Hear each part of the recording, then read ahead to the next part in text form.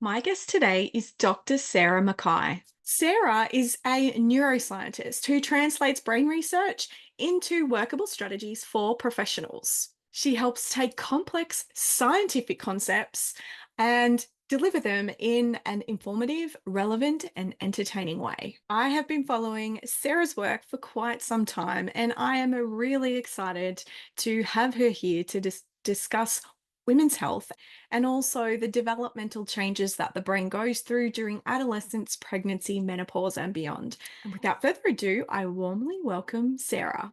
Sarah, thanks so much for joining me for this chat. I'm so excited. I'm a bit of a fangirl of your work. God. I've been following it for I a hope I while. hope I live up to expectations.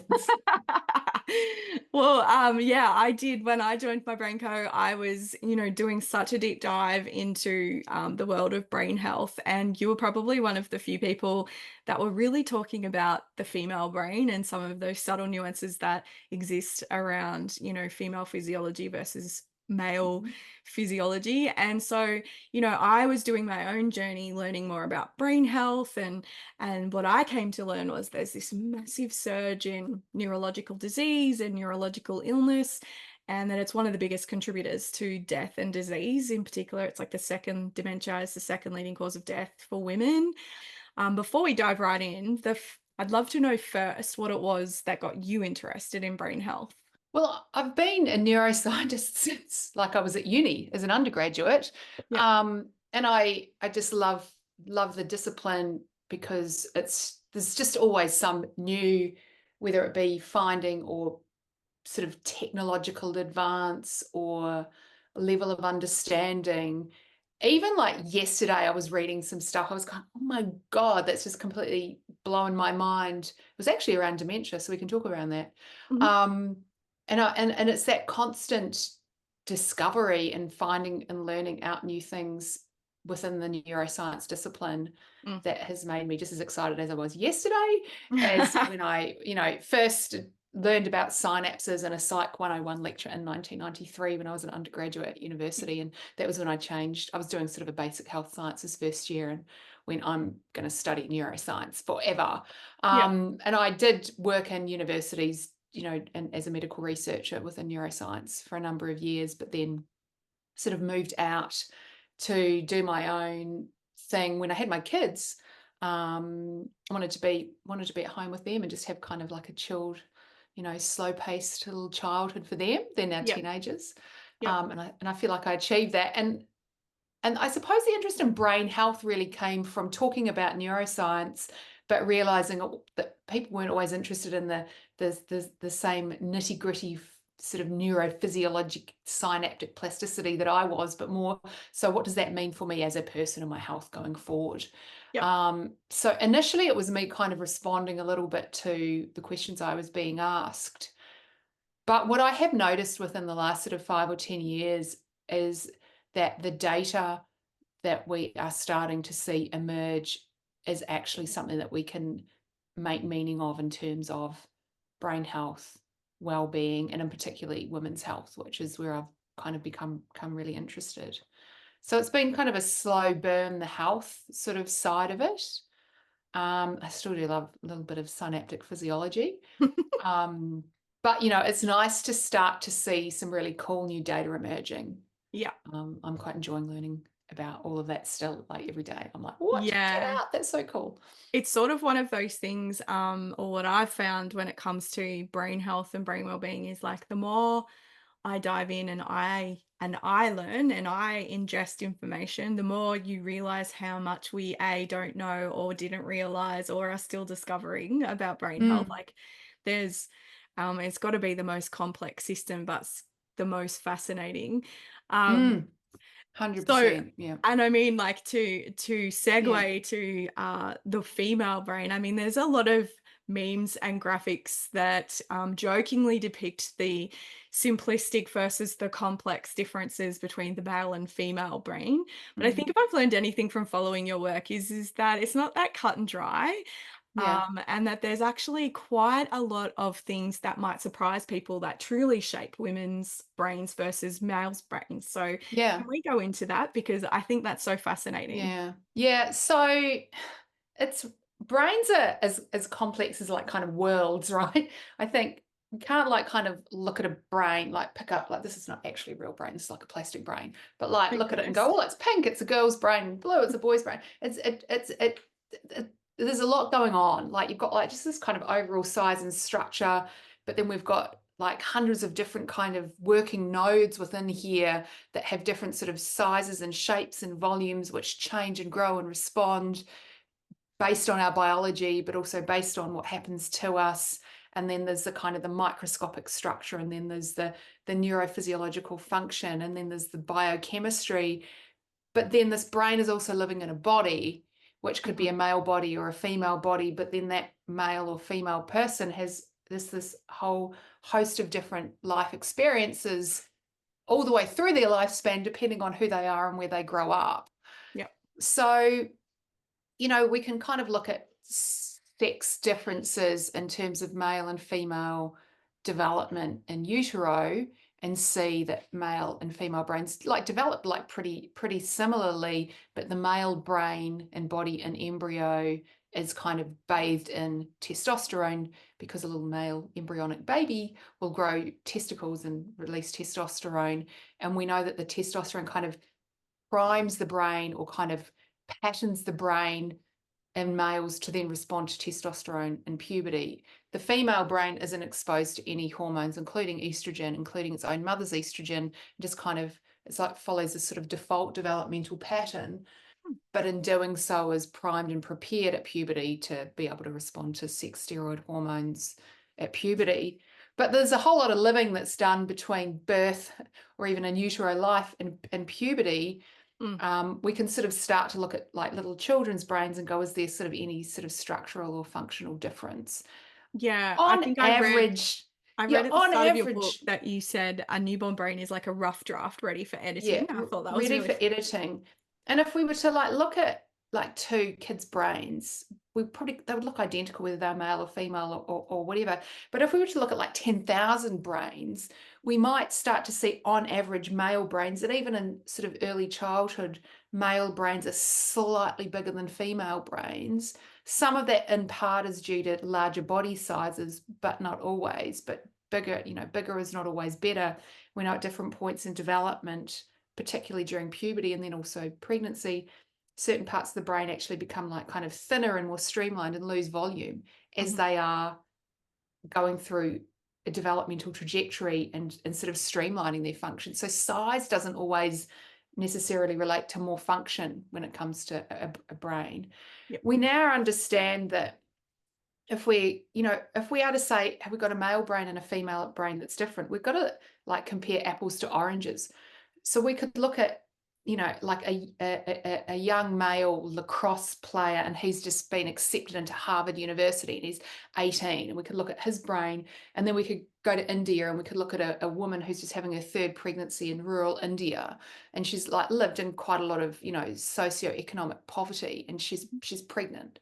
And then we can like, fly to Italy, and there's, a 50-year-old male lawyer there who's had this lifetime of like intellectual enrichment. And then we can fly to New Zealand where I grew up, and we could look at someone who's 85 and in nursing home, an older lady. And we've got all these different people that have had these extraordinarily different life experiences. We wouldn't like put the two males together and the two females together and try and see what the similarities and differences are. So we must always be considering the kind of the lives the lifespan of experiences that have shaped and sculpted your brain to whatever point. Pregnancy is going to shape and sculpt a brain. Education is going to shape and sculpt a brain. Socioeconomic privilege or not, gender equality or not, disease, etc. Where you are in your particular sort of aging process, where you are in your reproductive aging process if you're female Mhm. in particular. So it kind of almost becomes a bit silly to say, well, male brains and female brains the same or different when you look at sort of differences in development. I did post a reel on Instagram like yesterday or the day before talking about this, and I think this is a really fascinating paper that almost kind of explains this. It was looking at gender equality or inequality in different countries in the world. And what we're now able to do is we're not looking at 10 brains here and 15 brains in this research lab and 100 brains if you have a particularly good, funded research project. Scientists are now like pooling data together into big biobanks so they can put all their brain imaging data together, and then they're sharing that data, and then scientists can kind of, the more scientists are allowed to then kind of like use that shared data. So we can like get data from like 10,000 or 20,000 or 30,000 people's brain scans now, and use not just an Excel spreadsheet and someone really clever, but we can use machine learning or artificial intelligence to analyze that data. Yep. And so this paper that I didn't publish it, was published in the journal PNAS in 2013, looked at gender equality. So it ranked countries by gender equality, and then looked at male and female brain differences in terms of specific sizes of brain structures. And they found that in countries with great gender inequality, so places like, say, Turkey or India, female and male brains were more different. Whereas in countries with good gender equality, like the Scandinavian countries, male and female brains are more similar. Right. And it's almost when there is inequality, it seems to in some way hinder the female brains following that same developmental trajectory. The male brains in countries with low gender equality were the same as male brains anywhere in the world. It's the female brains which were more different. Shaped by their And experiences. because, and so that was like, what is causing these? It's not just this moment in time, it's this developmental trajectory that got you there. So the girls in these countries are facing more adversity and stress, less opportunities to seek education, and less kind of what we might call enriched experiences, and that's altering the trajectory of their brains. So in some countries, there's more differences between male and female brains, and it's not driven by sex, it's driven by gendered experiences and inequality. Yeah. And we see the same play out. And this is what I was sort of looking at this data yesterday in terms of, I was speaking to a researcher who works in menopause and brain fog, and she said you must look at incidence of dementia, not just prevalence of dementia, because we've all hear these stats, women are at greater risk of dementia than men. 2 out of 3 cases are in women, not men. And are we looking at prevalence? Because there's more women with dementia in old age than men because there are more women alive. But is the incidence different? So if you look at 10,000 people in their 70s and 10,000 in their 80s and 10,000 in their 90s, is there the same incidence in these different age groups when you're comparing males and females? And it depends where in the world you're looking. So if you're looking in, say, European countries, really wealthy, gender equal countries where there's lots of great healthcare, what we see is the incidence between males and females is much, much more similar. So we're not seeing this massive gender gap in dementia incidence for people in their 70s. We start to see a little bit of divergence in people's 80s. So there's slightly more women. It might be like, say, 16 per 1,000 a year versus 12 per 1,000 a year. Now, 4 per 1,000 difference a year in terms of new diagnoses. Of incidences of dementia being diagnosed in those age groups. But if you look at other parts of the world, perhaps where there's greater socioeconomic, poverty, you're seeing far more divergence there. So we have to be really, really careful when we're making these grandiose claims that we're looking at like, apples for apples. All women and all men everywhere in the world aren't all having the same experiences, and we're not seeing the same rates. Some research was looking at it's even looked at like the incidence in from some of the research that's been done here in Australia. So there's a big cohort here called 45 and up, where they started looking, enrolling people at age 45 and then kind of following them through the lifespan. They've got over 250,000 people in this study, and they're looking to see, well, when we're looking at people in their 70s and their 80s, are more women than men developing dementia? And it's pretty similar.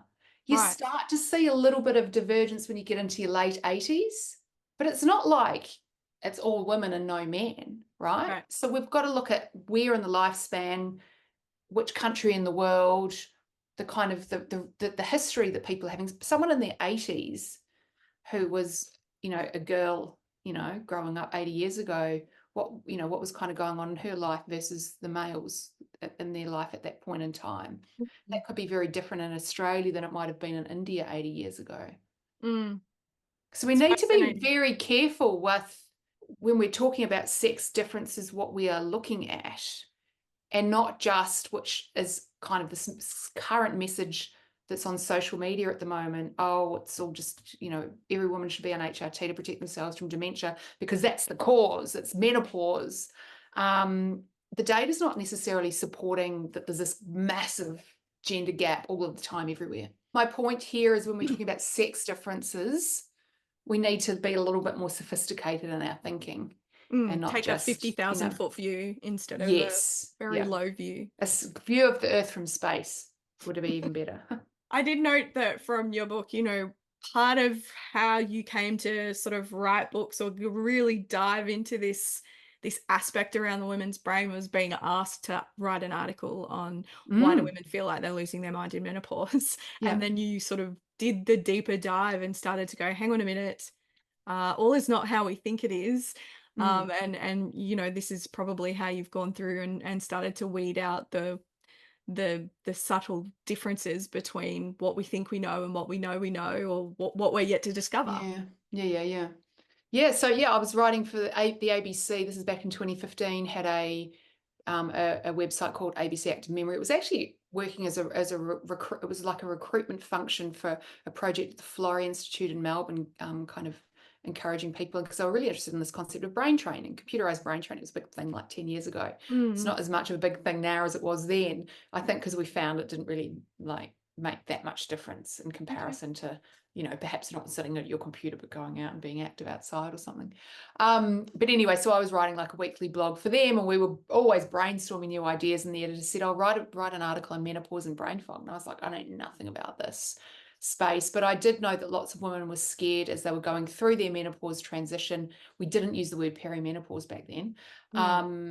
It's newer. That they were finding their, this concept of brain fog, which is a pretty foggy, fuzzy word of its own, really. They were like, oh, I'm getting Alzheimer's disease. Is this the first sign of dementia? And it's not, but it is an experience that is, a subset of women will have as they experience this kind of phase of life. And we used to post all the articles on Facebook, or at least the editor did. And I don't know, it had hundreds and hundreds and hundreds of comments and thousands of shares and likes. It had never it went like gangbusters. And I was like, that's really interesting.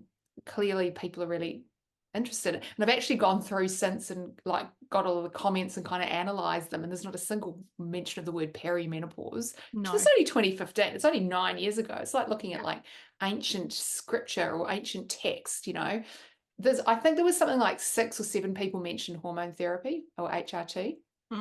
So it's crazy to see how the conversation has changed. It's changed so much in 9 years. But that was what not necessarily piqued my interest, but when I was approached to write a book, my editor, or my agent said, why don't you write a book on menopause? And I was like, oh, and I'm glad I didn't because, well, one, I was only 40 at the time, but also we didn't really have anything to write about when it came to the brain. Is that because there was not research? Yeah, there was some research on some aspects of, brain health and menopause and hormones, but there wasn't a lot. Wow. And there Even certainly in was 2015. Yeah, there was hardly any. But I think we also I'm quite an optimist as well. We might the first paper that was published looking at how women's brains changed through the course of the first pregnancy was published early 2017, sort of December, January 2016, 2017, around that sort of summer holidays.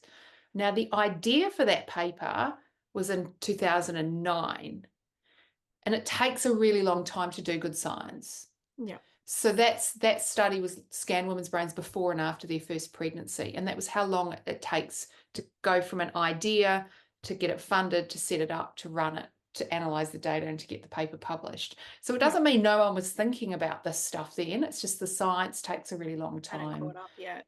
to kind of catch up. The first paper that was published looking at sort of how do women's brains change in structure over the course of, from reproductive, peaked through to post-menopause, they kind of came up with that idea in around 2015, and then it was published in around 2022. So it takes a really long time for research to come out. It's not like no one was doing anything, It's just that sometimes it takes a while to do good science. But what we certainly have seen in the last 5 or 10 years has been this enormous kind of surge of renewed interest in sex as a biological variable within kind of basic and clinical research, and then also thinking about women's health as not a niche, but as like women's brain health in particular, as kind of a subject worthy of attention, looking at, motherhood, looking at menstrual cycle, looking at the pill. For a long time, we didn't have a lot of data. The upside is we now have all of these enormous biobanks and this data sharing and a lot of longitudinal cohort studies that are gathering a whole lot of data in.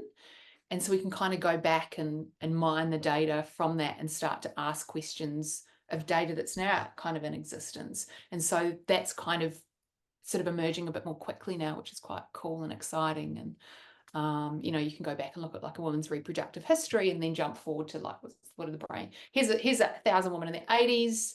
What do their brains look like? What's their brain age? Is that influenced by how many children they had? To be looking at them, these women in their 80s and their 20s when they were having babies, but we've got a really good detailed, history, and we can analyze the brain scan data now using the new technology. So that's really exciting, I think. Absolutely. And was it that research that started to sort of put together the pieces of the puzzle in terms of seeing that there's the developmental change in that you see in adolescence and the changes in the brain in adolescence, and then also happening again through like pregnancies, like that, and it has like a Yeah. shaping effect on the brain?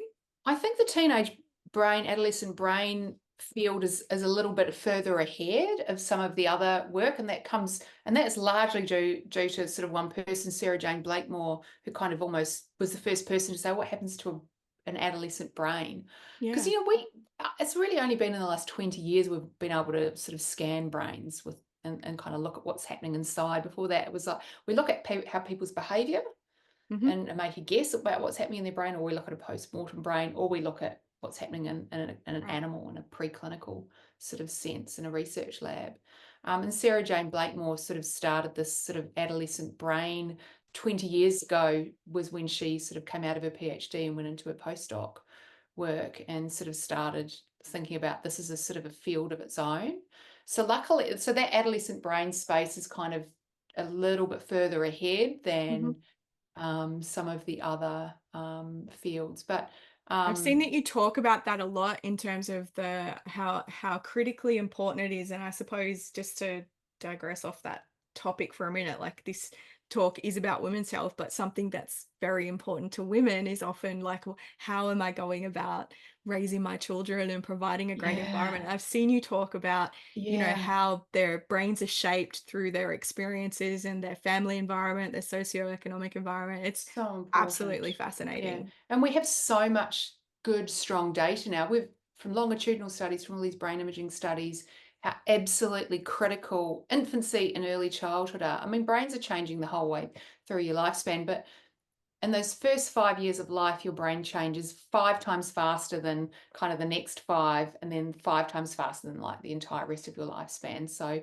that's when we're kind of laying everything down in early infancy and childhood, and it sets you off on a certain trajectory. And we've got really clear data now about what happens in early childhood plays out, not just in terms of mental health and brain development, but physical health later in life.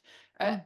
If you're suffering from neglect, or you're suffering from abuse or trauma in very, very early childhood, that can play out in midlife health, like thyroid function, immune function, lung function, things that you might not necessarily think there would be a direct link. People are always thinking about things like depression, but it plays out in terms of physical health too. Oh, that is Um, fascinating. yeah, So childhood experiences manifest in these physiological things in later life? yeah, and all of your kind of health organ health. And there's very, very strong correlations between, and none of these things are kind of in isolation. We know that people have, you know, we can, we can kind of chart that now across the lifespan. It's not like the heart is isolated from, your endocrinology, your hormones, which is isolated from your brain. We're typically going to get clustering of diseases like metabolic disease and heart disease and poor brain health and dementia are going to kind of cluster together, right? Mhm. Not to say a rough start to life will cause that, but it's certainly a strong risk factor for that. And we can see these kind of trajectories starting from very young ages. We can see trajectories of brain development into adolescence changing slightly depending on how good or bad your early start to life was. Isn't that fascinating? Mm. What other things, what other changes do we see beyond adolescence and that perhaps are influenced by hormones or even I think things like the introduction of the oral contraceptives and some of Oh these yeah. fake hormones, for want of a Well, better word? I wouldn't call them fake hormones. I think that's, I mean, the oral contraceptive pill, the hormones are synthesized in the lab, but our body and brain isn't going, well, they're fake and ignoring them. Like literally, they are functioning as hormones in our brain. Yeah. Our brain is recognizing the high levels of synthetic estradiol in the oral contraceptive pill because it's locking into the receptors and it's sort of stopping ovulations. The brain knows exactly what it is and what to do with it. It's just assuming that the levels are so high you don't need to ovulate. So I wouldn't call them fake. I think that kind of dodgy or weird. Synthetic, external, not endogenous. Yeah, exogenous. Let's use that. Exogenous, probably a better Exogenous. word. And the pill is really interesting because, we've got like sort of 60 years of use now. Women aren't dying all over the place because they've been on the pill. So, I think it's pretty safe and it's, an excellent form of contraception. There seems to be like this kind of shift against it at the moment as if it's somehow there's been this big cover up that it's been damaging health. We have millions and millions and millions and millions of women globally and millions of women years, billions of women years possibly to like kind of look at long-term health outcomes in terms of oral contraceptive use. There is a little bit of a data signal there that when girls going through puberty and adolescence start taking the pill for many different reasons, it could even be as contraception, which is a pretty good reason, that there is a slight increased risk of going on to develop depression, particularly through that kind of early adolescence, those sort of teenage years when the brain is still undergoing development, and girls on the pill are slightly more vulnerable. But like your absolute increased risk is not actually that high. It's going from, kind of like about 4 in 100 girls to maybe 7 in 100 girls might be diagnosed with depression, whether they're on or off the pill. When you're looking at women, from sort of 25 onwards or 20 onwards, like adult women, we're not seeing that same increased risk. Now, some people say, well, that's kind of like might be a survivorship bias, and that when it doesn't, women who it doesn't agree with, or they don't like being on it for a lot of different reasons, they come off it, then the women who stay on it are the ones who find it agreeable. So even if we look at those women who find it agreeable for many, many, women can like take it continuously for 20 years, we're not necessarily seeing any negative health outcomes. In fact, there is a little bit of a data signal there to say it's possibly neuroprotective, and that if we look much later in life at development of dementia, there does appear to be a slight reduced risk in women who've been taking the oral contraceptive pill for a really long time. Is And that that's because specific to a certain kind? Like, is that more likely to be a no, high it's just progesterone no, version? it's just the oral contraceptive pill, like overall use. Because of course we're looking at women, say in their 70s and 80s. It wasn't like there was, 5 generations of oral contraception, when they were first starting to take it. So it does appear to be slightly neuroprotective in that sense. Mhm. And particularly women who are taking it all the way through perimenopause and then perhaps not stopping to take it until they're entering menopause. So they're using it as a contraceptive up until that point, which is a perfectly valid reason to use it. I mean, you might not want to get pregnant, right? It's a pretty good reason to take a contraceptive. We're not seeing negative health outcomes there. So I think there's a bit of a shift against it. And I'm not kind of sure where that's necessarily coming from because it's not being driven by the data. Do you think that there's a Um, physiological problem with given that we know that there's a lot of brain developmental changes for adolescents, that there's an issue, or that there could be an issue with the fact that it kind of almost halts that natural change in Yeah, I hormonal mean, it's not maturity. really halting the natural change. It does appear that I mean, some women choose to take the oral contraceptive pill because it flatlines like fluctuations, and you've just kind of got nice high steady state of estradiol and progesterone. Like, you Yeah, there's a lot of could groups take that for that's like great for athletes 30, and things like take that it's for 30 years. I mean, you don't need to ovulate. You could just have that really high level for 30 years, right? Where the risk, and say some women have got like that serious, severe form of PMS called PMDD, whereby, they're feeling suicidal or incredibly quality of life mentally affected. unstable in those days before their period when hormone levels are all starting to plummet. They find that it actually helps with their emotional stability. Yep. And so some women are finding that it's better to be on it than to not. So we don't know why the younger, particularly the increased risk is girls who are perhaps on the pill at sort of 14 and 15. There's a slight increase in absolute risk. It's not like the pill is causing depression. It could be it could be something like it's changing how the brain is going through that natural kind of pubertal development.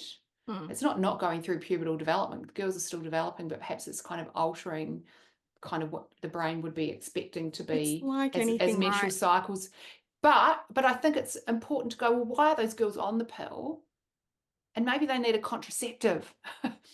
And that's okay if a 14-year-old's using the pill as a contraceptive, because the alternative is getting pregnant, and that's going to be pretty depressing if that happens, if it's an unwanted pregnancy.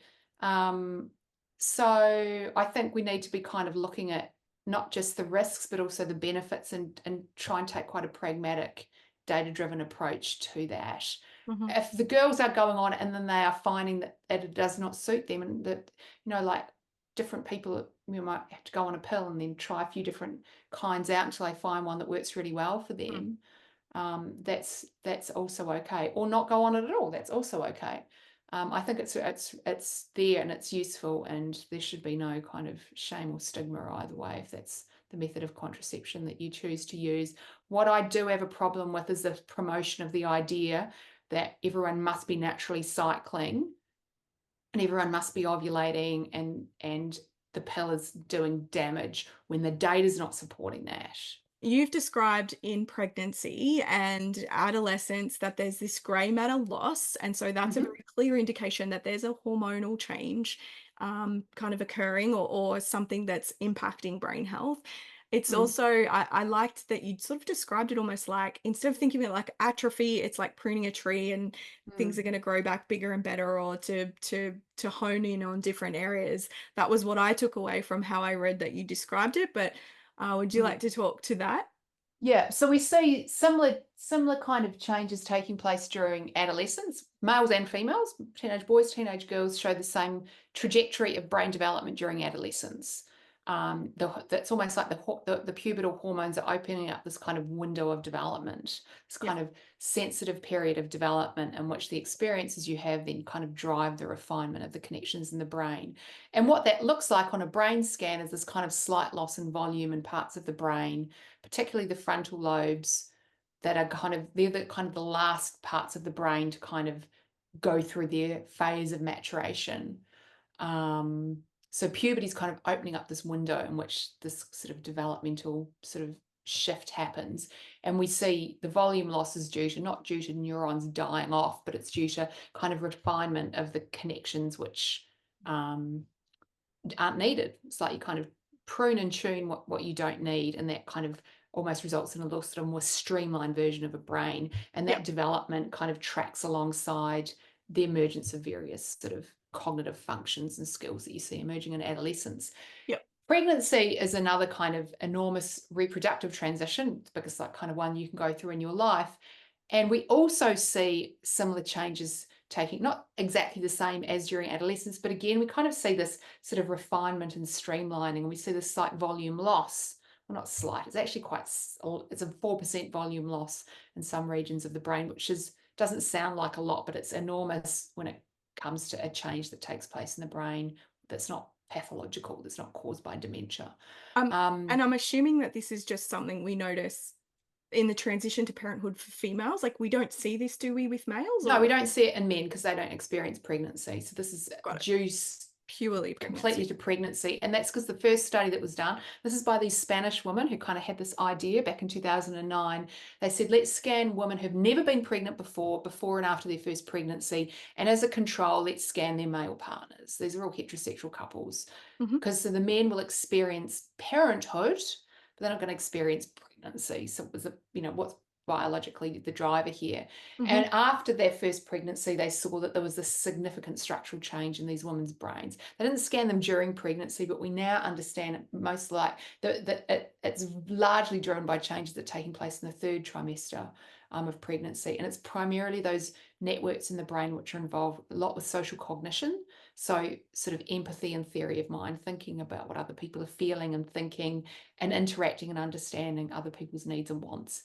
And what's kind of the thing who's this person that you really need to be understanding what they think and feel and need and want is like this baby that you're giving birth to. So it's kind Mhm. of Mother Nature's sort of preparing your mind and your brain for the act of motherhood, and kind of puts your brain in this real state of kind of plasticity whereby it makes it a whole lot easier to learn how to take care of this other person. Now, fathers and the non-birthing parents can still parent, but it's that their brains haven't been kind of primed by the hormones of pregnancy. So I suppose that the learning curve's like quite so easy, or that it's quite so this is biological mandate. And Mhm. of course, that's because males can be there for the act of conception only and then bugger off. Their brains aren't going to change. We do see some tiny, tiny differences in the brains of dads. Right. Um, but it's dose dependent, and the dose being how much kind of hands-on, I hate that word, hands-on fathering, but how much they're actually parenting. But I The mean, your connection brain side. will change depending, like you're playing a lot of golf, it's going to change too.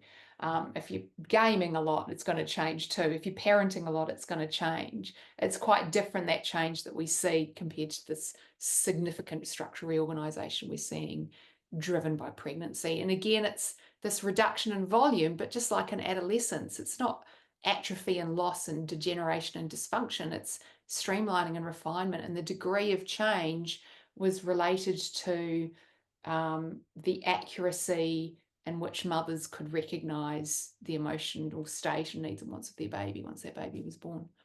Yeah, so serves perhaps to explain why, yeah, women seem to have this kind of just innate ability to be a little bit in tune with their Well, I children. mean, I've got a whole chapter on maternal instinct in there because that's kind of, I think the assumption then is if you've had a pregnancy, then you're going to know what to do. And that's not, we know what to do, because we don't know what to do. Rather, we are in a state of it being easier to learn how to do what we need to learn how to do. We've still got to learn about our baby. We don't instinctively know from the moment they're born what they need or want, because we're like kind of social alloparenting mammals, whereby we kind of parent in teams and in groups. Mhm. So it means that, we still need to learn how to do it, but you'd hope that that learning curve is a little less steep. That doesn't mean that some mothers, have a baby and then, there's plenty of mothers who don't take care of their children, even if they're the birth mother, and then plenty of adoptive mothers who do a brilliant job, even if they didn't have a pregnancy. I think we need to be quite careful with making too much meaning in terms of women and biological instinct. But there are perhaps some responses that we do see postpartum and women that are driven hormonally, Do maybe driven by these brain changes. do you see trackable changes in women's brains that help to explain why some women experience postnatal depression and or others Um, don't? yeah, I mean, some women are really vulnerable to big fluctuations in hormones, and we see, women who have PMDD are more vulnerable to postpartum depression, and then more vulnerable during menopause, or any kind of depression at any point in the lifespan means you're more likely the next time there's a big shift in your life, whether it be a stressor or whether it be a big hormonal shift. So there are some women who are a bit more kind of biologically and emotionally and socially vulnerable. We can't like scan someone's brain and go, you're going to be fine, you're not. Actually, the biggest risk factor is social support or not. not necessarily changes that take place in the brain. I think there is one thing that lots of women experience with their first pregnancy, which we do know has kind of got a little bit of a biological underpinning, and that's that real kind of hypervigilance that women have within those first kind of days and weeks and maybe month or two, whereby they just utterly petrified and there's all these intrusive thoughts that something terrible is going to happen to the baby. So Sometimes I that had never that goes with away. well, you want it to go away because you don't want it to keep interfering with your life, because Mm. then that is when you need to start worrying about postnatal depression and anxiety. Like that kind of, the baby's going to fall down the steps or out the window. Or I remember not wanting to go into our living room because off the living room was a sunroom and off the sunroom was a second floor balcony. And I was like, if I go in there, the baby will somehow fall through 3 rooms and off the balcony. And I had another friend who had like a tiled, like a living area, kitchen area, and there's tiles on the kitchen floor. And she said she stood on the carpet at the edge of the kitchen when I can't walk into the kitchen because I'll drop my baby on the tiles and its head will smash open. And everyone has these horrific intrusive images, and it's almost like when you've given birth and you're in this kind of state of, you've gone through birth, you've had you're just trying to figure everything out, and you get in this hypervigilant state. It's almost like Mother Nature's kind of ensuring that all you're doing is keeping that baby alive. Like every cell in your body is focused on keeping that baby alive, and how it kind of manifests in our mind is of like the worst case scenario. And that's really, really common with the first pregnancy, far less common with second babies, because you've kind of figured it out. Like you don't think the baby's going to fall out the back of the window of the car with your second. It's only the first.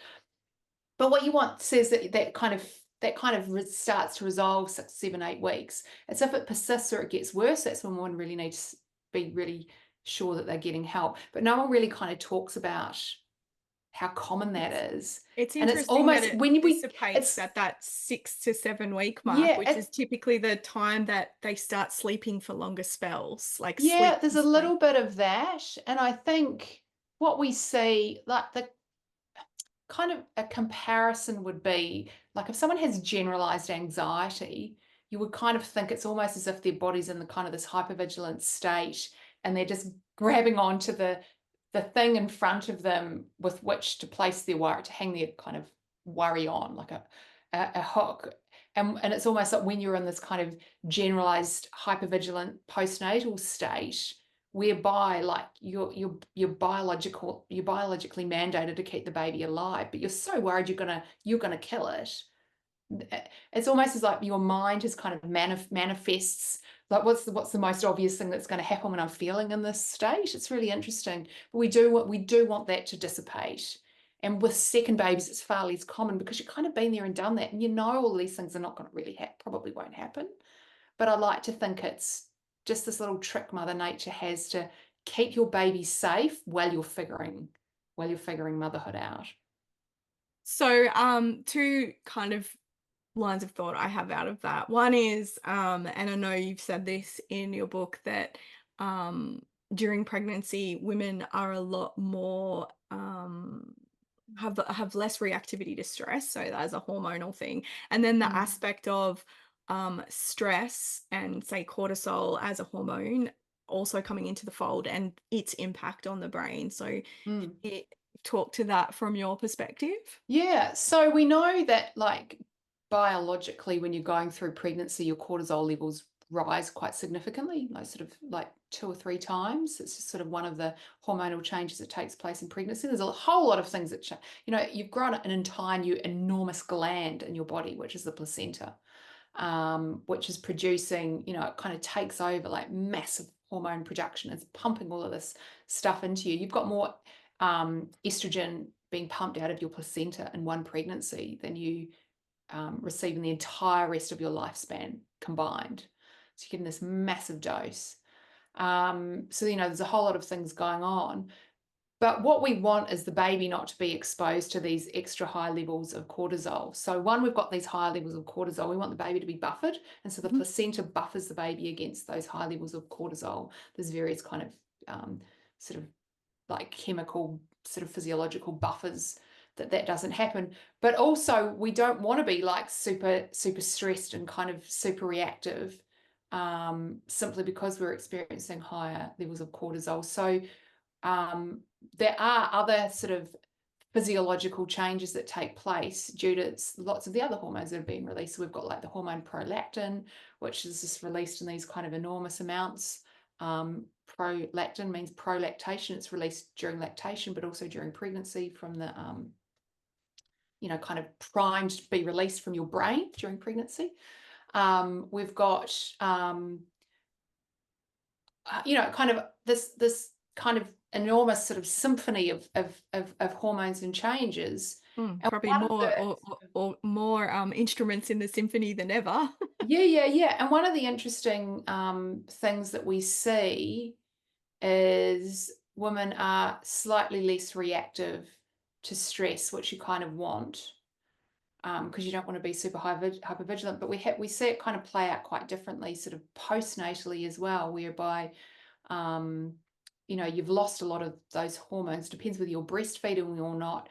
We see this in all lactating mammals. We see this kind of sort of, we could call it anger, or we could call it, the mama bear response. We see this in lactating mammals, whereby if their young are being threatened, they are far more likely to fight than kind of run away and hide. They're not going to like turn around and run around and hide and like leave their young there. They'll fight to protect, their young if they're threatened. That idea, like never approach a mother bear and her cubs, is where that comes from. And human mammals, we're mammals too. We show that too, and we understand that a lot of the release of the hormones of lactation, of breastfeeding, make us, and it's actually it's a pro-social response. We kind of think about oxytocin being this kind of hormone of love and cuddles, but it's actually pro-social. It also gives us bravery and courage to fight and get up close and personal with someone else, which is kind of what fighting is, right?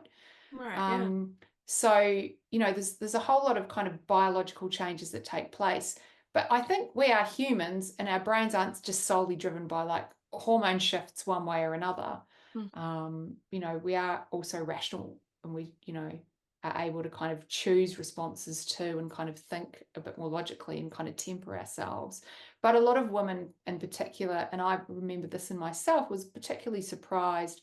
And I breastfed my first son until I was pregnant with my second, who's about 14 or so months. I was like pregnant breastfeeding for like about 3 years, which is not actually that. Lots of women experience that. But anger was an emotion I'd never experienced before. I'd never felt angry. And part of that is just like new motherhood is really, really hard. But part of it may have been that too. And there's so much shame in feeling anger. There's so much shame in like the emotions that you think you should feel when you're a new mum. Yes, indeed. And I felt a whole lot of shame about the levels of anger I felt. And part of that's just frustration, because it's so hard. You're not meant to be at home by yourself with a baby all the time. And I was. My husband had quite a full-on job, and we didn't have family in town. I don't know how I got through sometimes.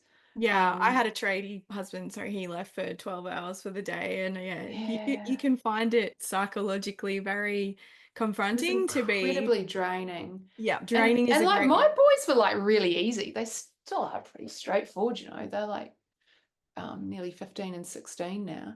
I definitely noticed that real Yeah. calm duck on the pond aspect of being pregnant, like just things that would normally maybe trigger me or, upset me or whatever. I was like, you know what? My circus, not my Yeah. monkeys. Whereas I felt quite stressed out. My first pregnancy, I bled for the first 3 months, and that was really stressed, because I was like, is it Yeah. going to stick? He's very tenacious even now. He did stick, but it wasn't very pleasant. No, Every time I went to the loo, it was like, am I about to start miscarrying? For like the first, it was incredibly stressful. absolutely. I had this like kind of low level hum of fear that whole time. And my mum kept saying in a very well-meaning way, it's not good for the baby to constantly be worrying. I was like, but I couldn't do anything else. And I was worrying that I was worrying, and I was stressed because I was stressed. And had I known that normal levels of maternal angst like that don't harm the baby because the baby's buffered from your own cortisol levels, I would have been, maybe that would have been one less thing to worry about. But it was an incredibly stressful time. Luckily, once he was born, he was thankfully, he was very straightforward. He always has. He ate and slept, and they were very straightforward boys, my two.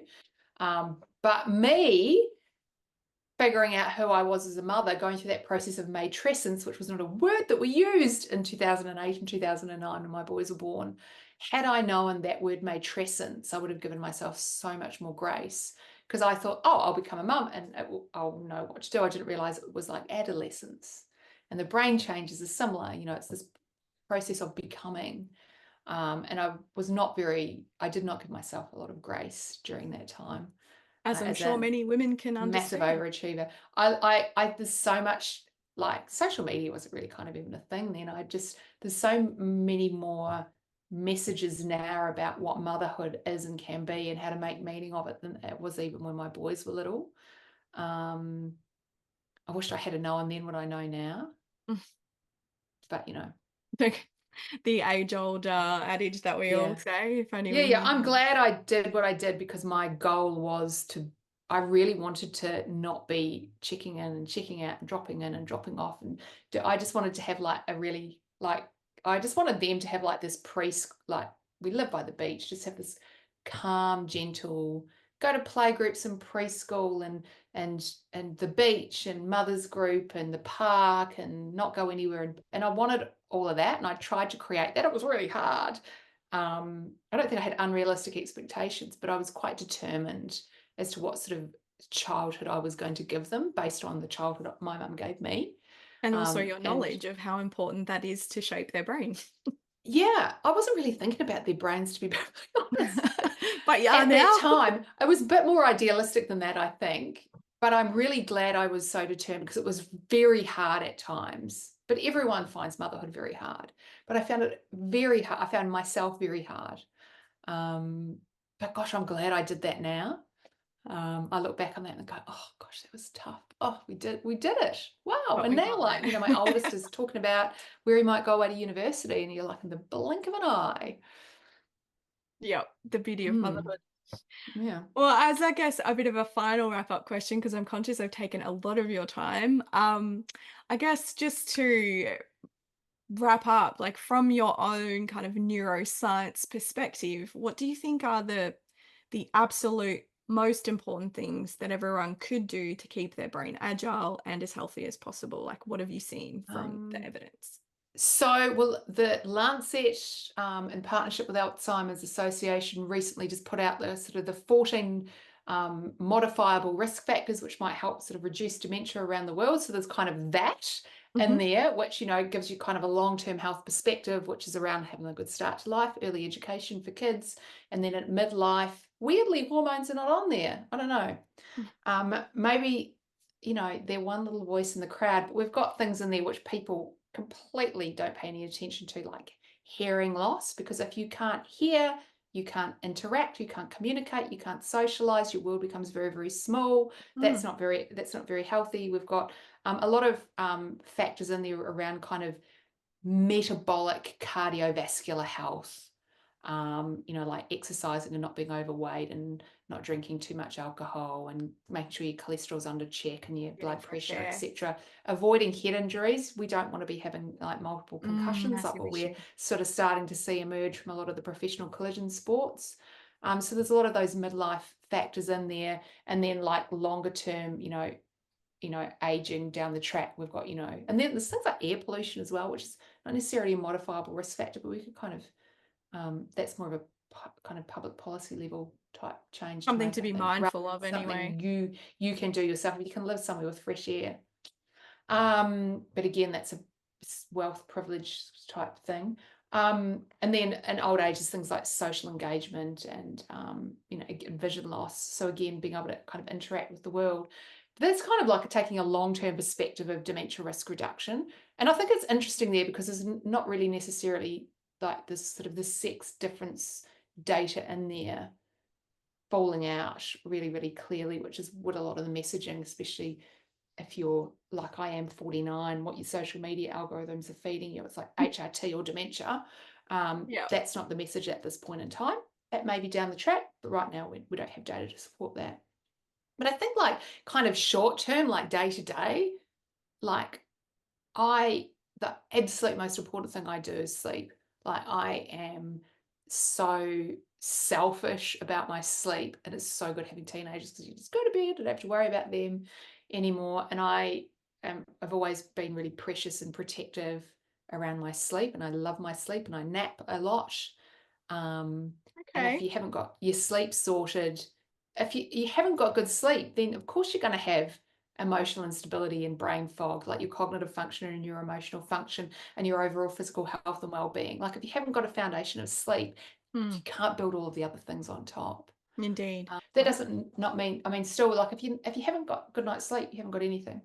Yeah. And then the other things are, I just have this funny group of like friends, lots of different groups of friends. Like I've got like my neighbors, and I've got like my book club, and I've got like my like girls that I like do musical theater with and do dance with, and I've just like got my really old friends, and I've just got like so many good female friends, and none of us really take ourselves seriously.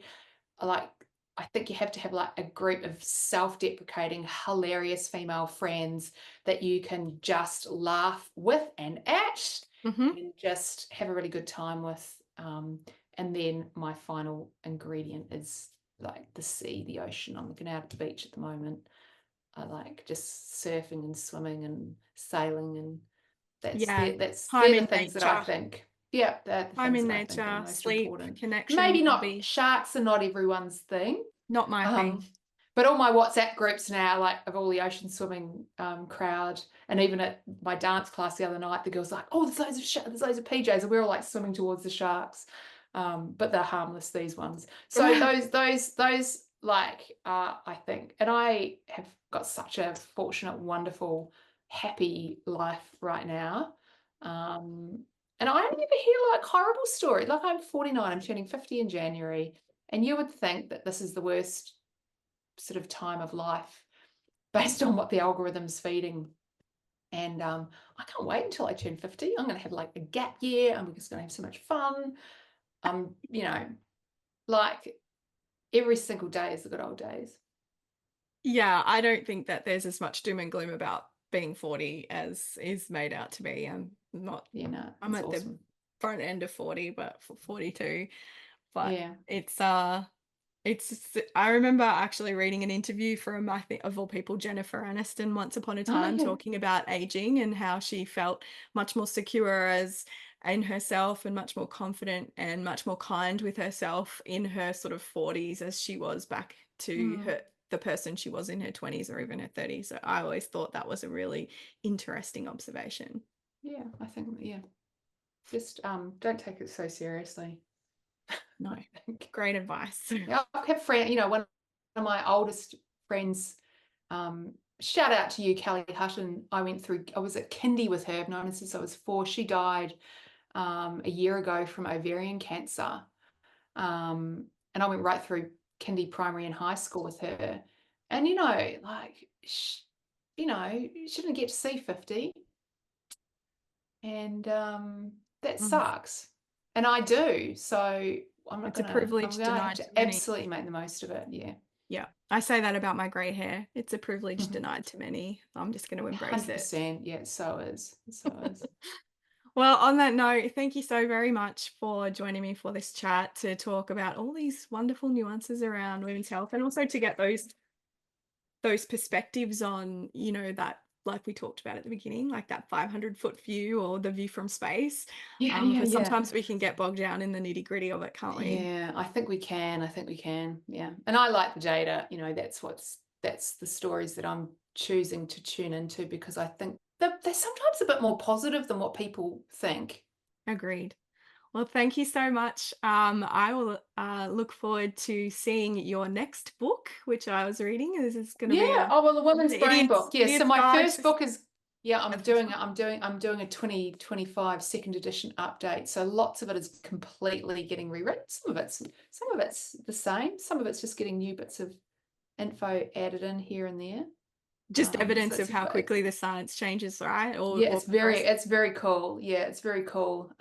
It's much nicer editing an existing book. I wrote another first half of this year. I spent writing Brain Health for Dummies. that's the one I was Um, like, it's coming out soon, right? that's coming out the 1st of January next year. But I'm just going through all of the edits and stuff like that. So that comes out, and then the Women's Brain book. I'm also updating for a second edition. So that's very exciting too. Well, I'll make sure we pop all the links so people can find them because I'm sure that Yeah. they'll be Yeah, interested. you can pre-order Brain Health for Dummies now. Perfect.